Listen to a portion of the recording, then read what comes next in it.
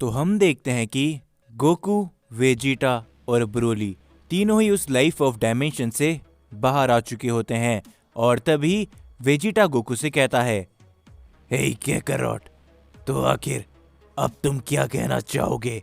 मुझे बताओ कि आखिर तुम उस लाइफ ऑफ डायमेंशन के अंदर भला कैसे आ गए थे? जिसके ऊपर गोकू कहता है, वेजिटा, लाइफ ऑफ डायमेंशन के बारे में मैंने मास्टर जूनो से पता किया था और उन्होंने ही मुझे लाइफ ऑफ डायमेंशन के बारे में बताया था और मैं ज़ेनोसामा की परमिशन लेकर ही उस लाइफ ऑफ डायमेंशन के अंदर जा पाया। जो सुनकर ब्रोली कहता है, तुम्हारा बहुत शुक्रिया गोकू, अगर तुम नहीं आते तो शायद हम कभी भी उस लाइफ ऑफ डायमेंशन से बाहर नहीं निकल पाते। जो सुनकर वेजिटा भी कहता है, हाँ काकारोट, ब्रोली एकदम सही कह रहा है। जिसके ऊपर तभी गोकू कहता है, लेकिन वेजिटा, मैं गोहान को वापस नहीं ला पाया, मैं उसके लिए काफ़ी शर्मिंदा हूँ, मुझे माफ़ कर देना गोहान। मैं तुम्हारा डेड होने के बावजूद भी तुम्हें वापस जिंदा नहीं कर पाया। जो सुनकर वेजिटा कहता है, चलो भी काकारोट, अब तुम ज़्यादा उदास मत हो, क्योंकि गोहान वहाँ पर अपनी मर्जी से रुका है और वैसे भी गोहान हमारी टाइमलाइन से बिलोंग नहीं करता था, तो उसके लिए शायद इस समय पर उससे अच्छी जगह और कोई भी नहीं होगी। तो चलो अब हमें प्लेनेट अर्थ में जाना चाहिए।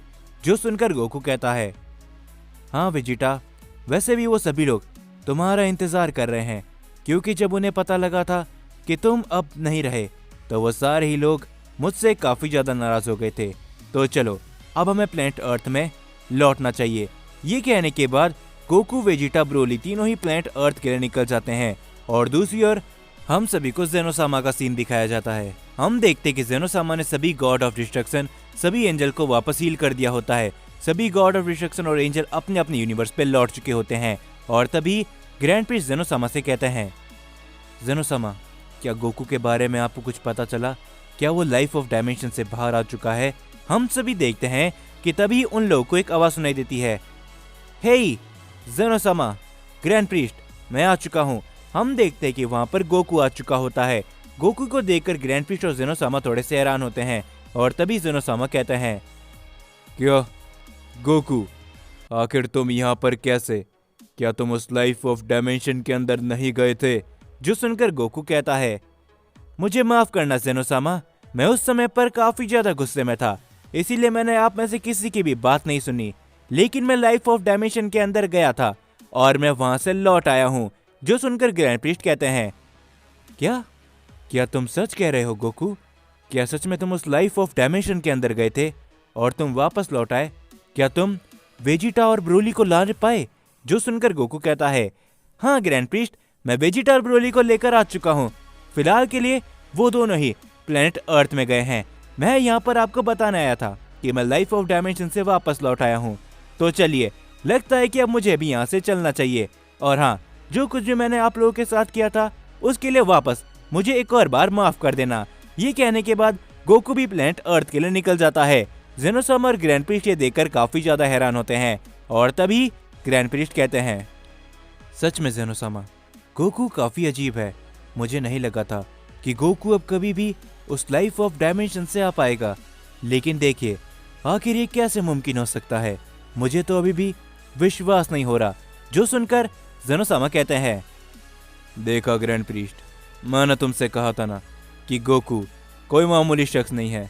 पता नहीं क्यों, लेकिन मुझे शुरुआत से ही मालूम था कि गोकू उस लाइफ ऑफ डायमेंशन से वापस लौट आएगा। और देखो, वो आ चुका है। गोकू के अंदर ज़रूर कुछ खास बात है।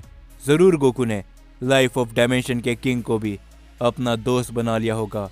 तो चलो, अब हमें जितने भी मल्टीवर्स के अंदर तबाही हुई थी उन्हें सही करना है। हम देखते हैं कि ये सब सुनने के बाद ग्रैंड प्रिंस हंसते हैं और वो मन ही मन कहते हैं, जी बिल्कुल ज़ेनोसामा, लगता है कि आपने जो कुछ भी गोकू के बारे में कहा था वो सभी सच है। जिसके बाद हम सभी फाइनली प्लेनेट अर्थ में आते हैं, जहां पर हम सभी देखते हैं कि बीरस और वीस पहले से ही मौजूद होते हैं। वहां पर वेजिटा और साथ ही में ब्रोली आते हैं।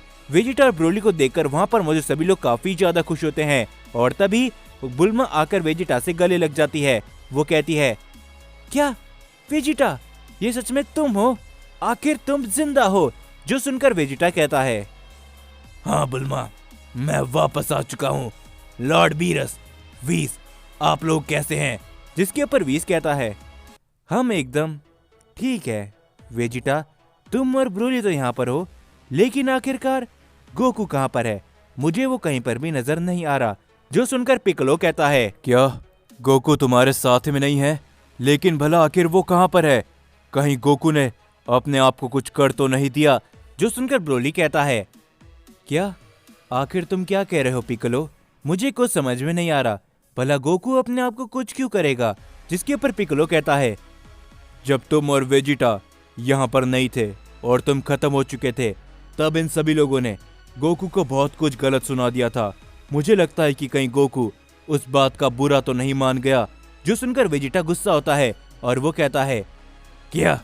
आखिर तुम लोगों ने कैकरॉट से क्या कहा था? जिसके ऊपर तभी बुल्मा कहती है, हमें माफ करना वेजिटा, हमने तो बस ऐसे ही गोकू को कह दिया था, लेकिन हमें नहीं पता था कि गोकू उसके बारे में बुरा मान जाएगा। जिसके ऊपर तभी हम बीरस को देखते हैं, जो कि कहता है, हे तुम लोग, तुम ज्यादा मत सोचो। गोकू उन लोगों में से नहीं है जो तुम्हारी बात को बुरा मान जाएगा। और तभी हम देखते कि वहां पर एक छोटा सा धमाका होता है, जो देखकर वहां पर मौजूद सभी लोग हैरान होते हैं। हम देखते कि तभी वहां पर गोकू आता है और तभी वेजिटा कहता है, हे कैकरॉट, आखिर तुम ये सब क्या कर रहे हो? जिसके ऊपर गोकू कहता है, माफ करना वेजिटा, लेकिन मैं यहाँ पर आने में काफी जल्दी कर रहा था, इसीलिए मेरा थोड़ा बैलेंस बिगड़ गया और मैं यहाँ पर आके गिर गया। गोकू की हरकत को देखकर वहां पर मौजूद सभी लोग हंसने लगते हैं और तभी बीरस कहता है, देखा, मैंने तुम लोगों से कहा था ना कि गोकू किसी भी बात का बुरा नहीं मानेगा। हम देखते हैं कि तभी बुल्मा और चीची गोकू से माफी मांगती है, जो कुछ भी उन्होंने गोकू को कहा था। जिसके ऊपर गोकू कहता है, अरे कोई बात नहीं, मुझे मालूम था कि तुम लोग मुझे सिर्फ यूं ही बोल रहे हो, और वैसे भी भला तुम लोग मेरे दोस्त हो, मैं तुम्हारी बातों का बुरा भला कैसे लगा सकता हूँ।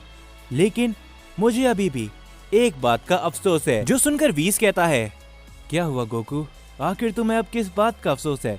क्योंकि तुम्हें तो बल्कि खुश होना चाहिए था। तुम वेजिटा और ब्रोली को एक ऐसी जगह से वापस लेकर आए हो जहां से आना नामुमकिन था, और साथ ही में तुमने न जाने अभी तक मल्टीवर्स को बचाने के लिए क्या कुछ नहीं किया। हम सभी को तो तुम्हारा शुक्रिया अदा करना चाहिए।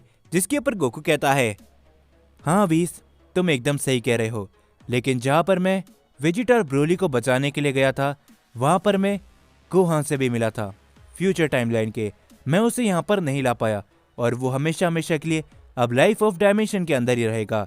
जो सुनकर बीरस कहता है, कोई बात नहीं गोकू, शुक्र मानो कि तुम वेजिटा और ब्रोली को तो यहाँ पर लेकर आए, और वैसे भी वो गोहान हमारी टाइमलाइन से बिलोंग नहीं करता था, और खास करके इस मल्टीवर्स का सबसे बड़ा नियम यही है कि हम टाइमलाइन के साथ छेड़छाड़ नहीं कर सकते, तो इसीलिए उसके लिए भी अच्छा ही होगा कि वो भी वहीं पर रहे और हम हमारी टाइमलाइन पर।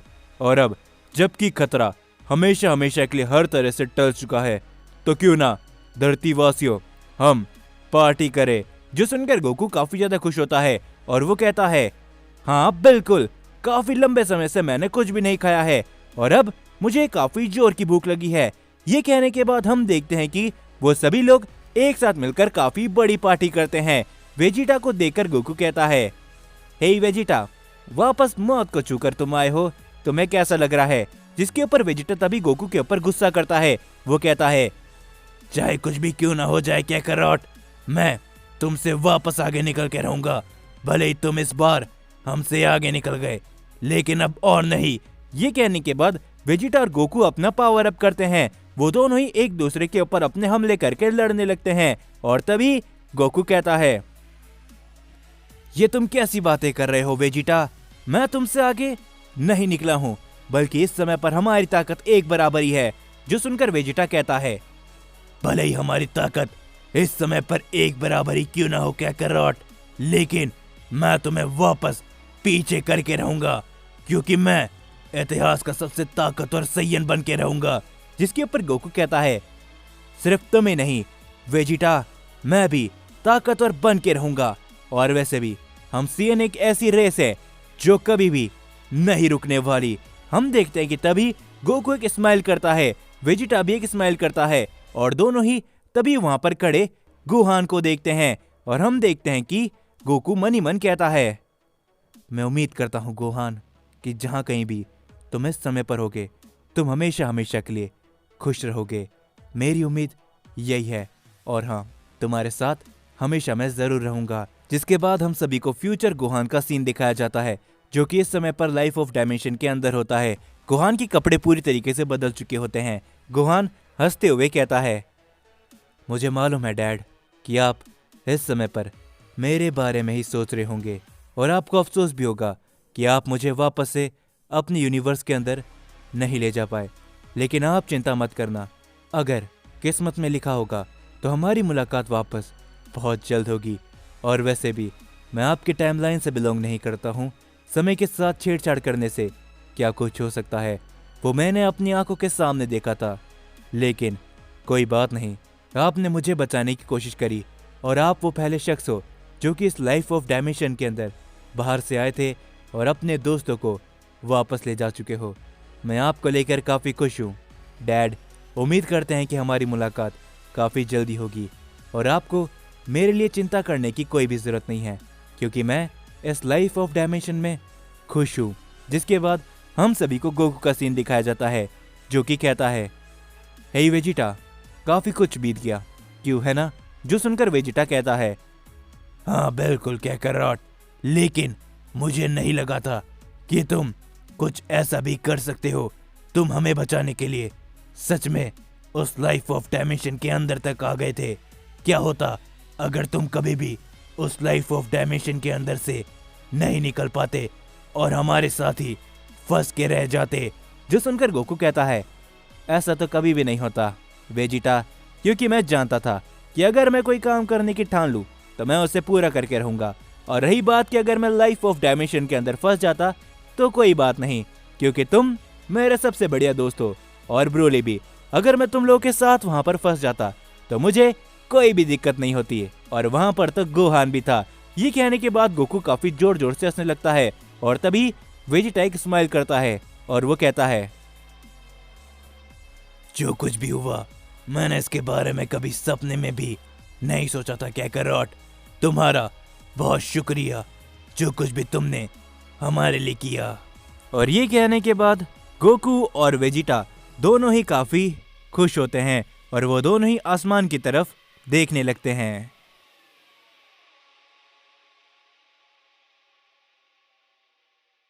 तो हे गाइस, फिलहाल के लिए जाने से पहले मैं आप सभी से बस इतना ही कहना चाहूंगा कि इस स्टोरी को मैं यहीं पर खत्म कर चुका हूं। और हाँ, ये सेकंड टूर्नामेंट ऑफ पावर की स्टोरी यहीं पर खत्म होती है। लेकिन साथ ही में अगर आप सभी इस स्टोरी पर अपना भरपूर प्यार दिखाते हो और मुझे लगता है कि इसका एक और सीजन आपके लिए लेकर आना चाहिए, तो मैं एक और सीजन आपके लेकर आ सकता हूं। लेकिन उसके अलावा भी मेरे दिमाग में एक न्यू स्टोरी का भी आइडिया चल रहा है, तो हो सकता है कि बहुत ही जल्दी मैं आप सभी के लिए एक न्यू स्टोरी लेकर आ जाऊं। तो इसीलिए मुझे कमेंट करके बताना कि आपको न्यू स्टोरी चाहिए या फिर सीजन 2। और हाँ, इस वीडियो पर अपना पूरा प्यार मुझे जरूर से दिखाना, क्योंकि ये स्टोरी आज मैंने यहीं पर खत्म कर दी है। तो इसीलिए इस वीडियो पर जितना ज्यादा हो सके उतना ज्यादा लाइक करना, कमेंट करके बताना कि आपको ये पूरी की पूरी स्टोरी कैसी लगी। और हाँ, साथ ही में बहुत ही जल्दी चैनल के ऊपर न्यू स्टोरी भी आने वाली है और बहुत कुछ नया भी आने वाला है। और हाँ, साथ ही में हम सभी मिलकर अपने इस चैनल पर 1 लाख सब्सक्राइबर भी बहुत ही जल्दी कंप्लीट करने वाले हैं।